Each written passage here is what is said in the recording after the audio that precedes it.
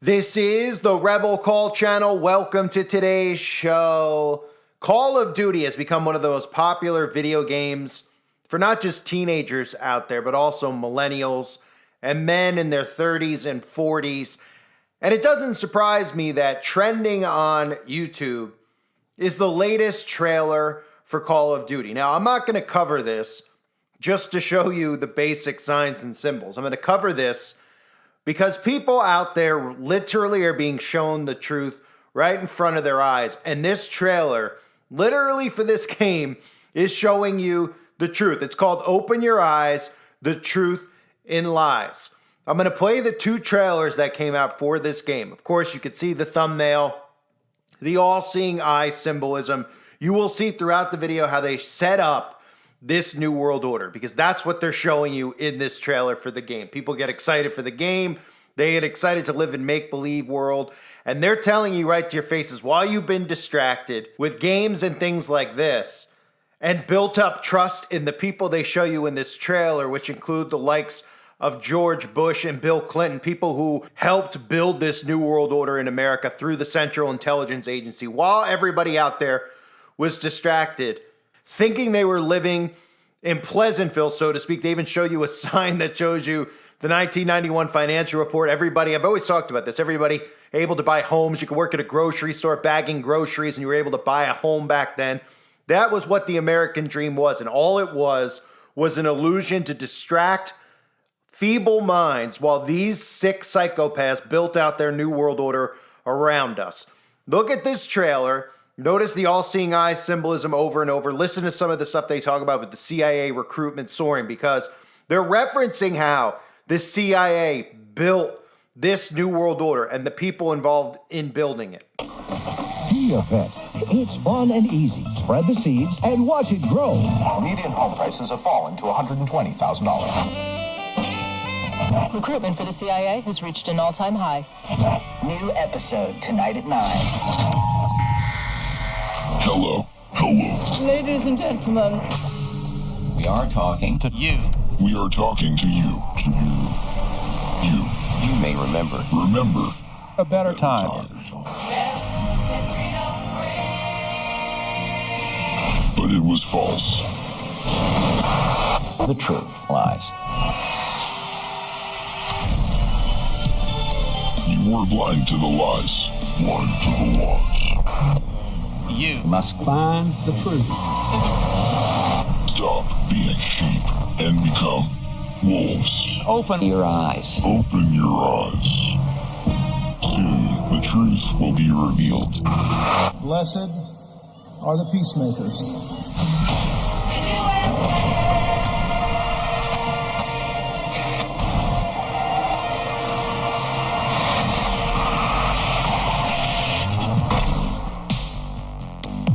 We're recording. Truth is, your whole life is a lie. You wanted peace, so we hit the war. And now it rages on in the shadows. Behind closed doors, where we hide the world's secrets. While we build your trust, the world falls apart around you. If you weren't so distracted, you'd realize Nothing is what it seems. But if it's truth you seek, look in the dark.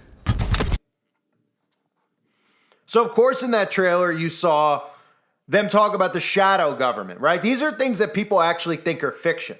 And they show you this stuff right in front of you because this is a form of hypnosis. They know most people are running by the video game to play the video game, even thinking in the video game that they might fight against the New World Order or fight against Saddam Hussein, not realizing when they're telling you that the truth lies. They're telling you that your entire reality was built on nothing but lies, because that's the real truth of the matter.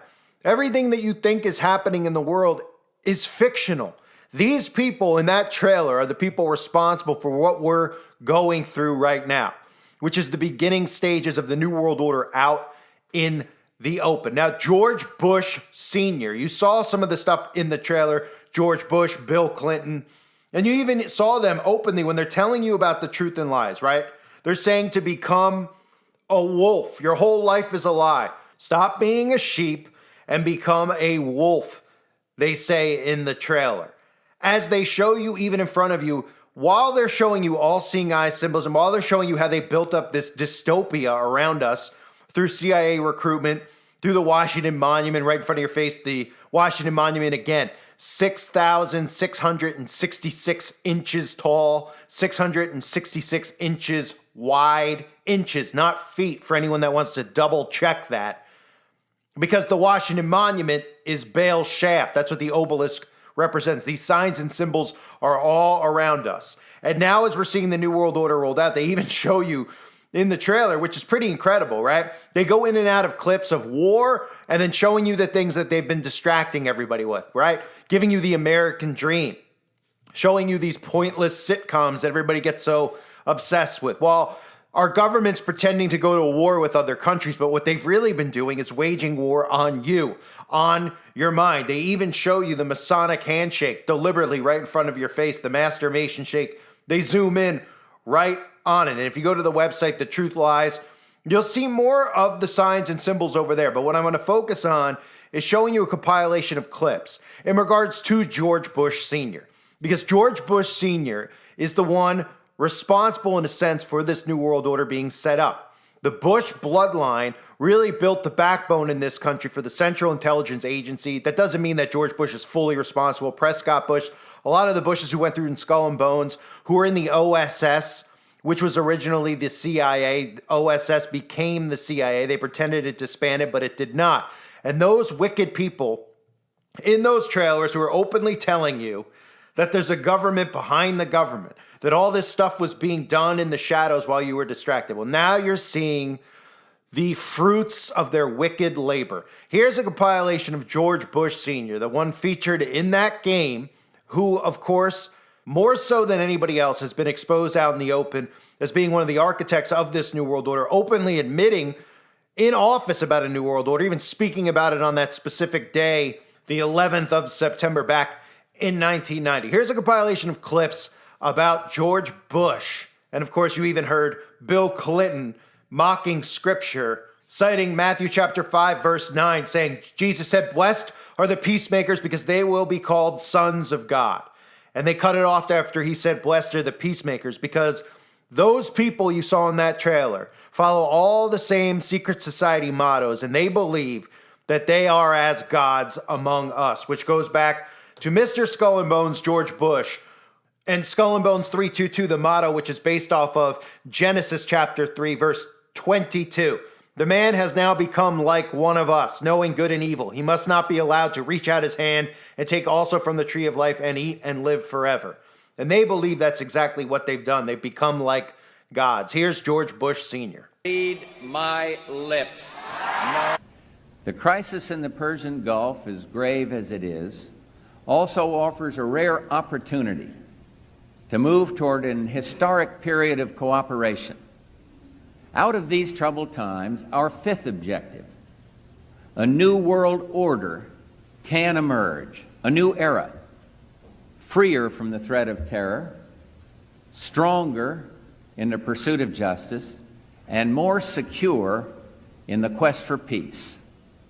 An era in which the nations of the world, East and West, North and South, can prosper and live in harmony. 100 generations have searched for this elusive path to peace, while 1,000 wars raged across the span of human endeavor. And today that new world is struggling to be born, a world quite different from the one we've known, a world where the rule of law supplants the rule of the jungle, a world in which nations recognize the shared responsibility for freedom and justice. A world where the strong respect the rights of the weak.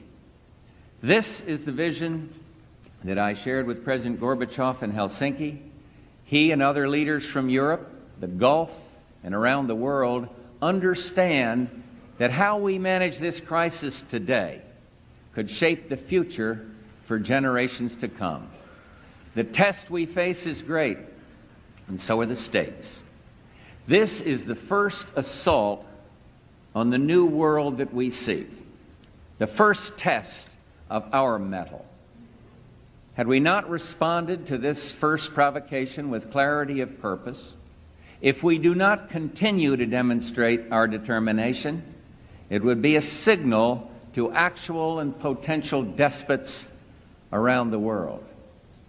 America and the world must defend common vital interest, and we will.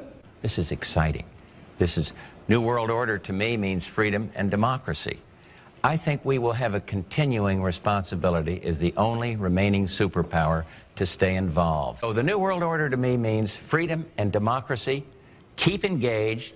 Do not pull back into isolation. And we are the United States, and we have a responsibility to lead and to guarantee the security. If it hadn't been for us, Saddam Hussein would be sitting on top of 3/5 of the oil supply of the world, and he'd have nuclear weapons. And he'd keep his promise, even when the dark clouds of political crisis gathered over America. After a deluded gunman assassinated President Kennedy, our nation turned to Gerald Ford and a select handful of others to make sense of that madness.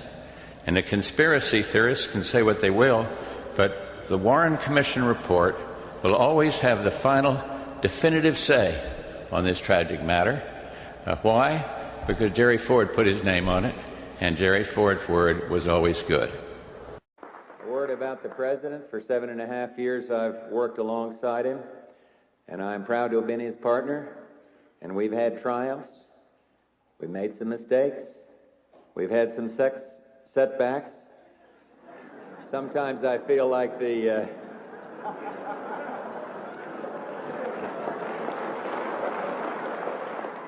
I've been to parties, but I've never seen anything, so...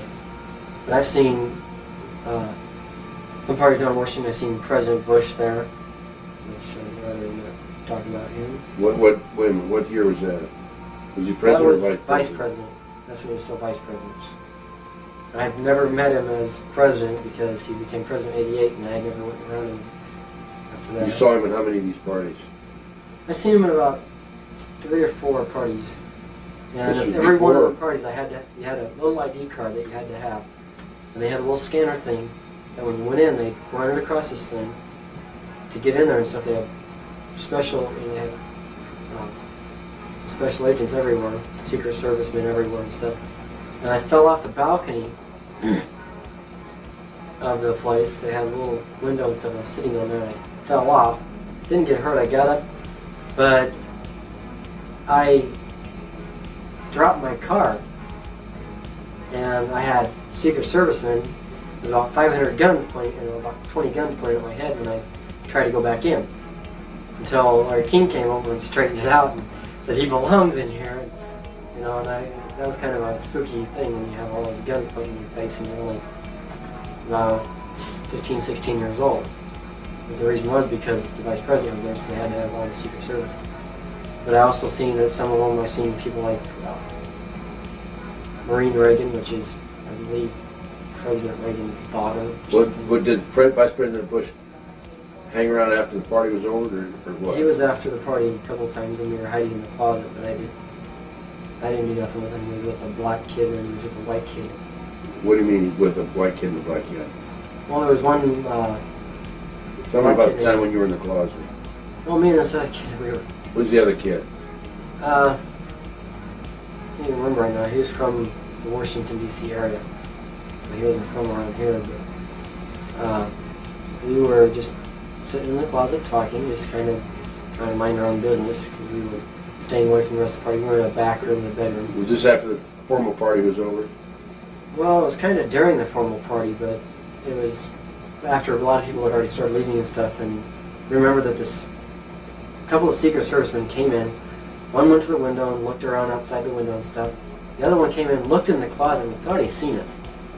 Was it dark? He had a flashlight. The lights were off. He didn't even bother turning on the lights. Come in with a flashlight. Looked in the closet. I guess he didn't really look around it because me and him were sitting on the floor right below him. He kind of looked like this. He didn't even look down. He kind of looked like that and stuff. Turned around, walked out of the room and stuff, and then we seen this other guy come in and stuff, and I didn't recognize him at first. Was the closet door open or closed? It was partially open. Okay. So we could, we could see out there and stuff. And, It's like the two people I knew as Webb. There's two kids that I knew as Webb and stuff. One of them was from Washington area. He was a white kid, and the other one was a black kid. I seen it at 2 different times.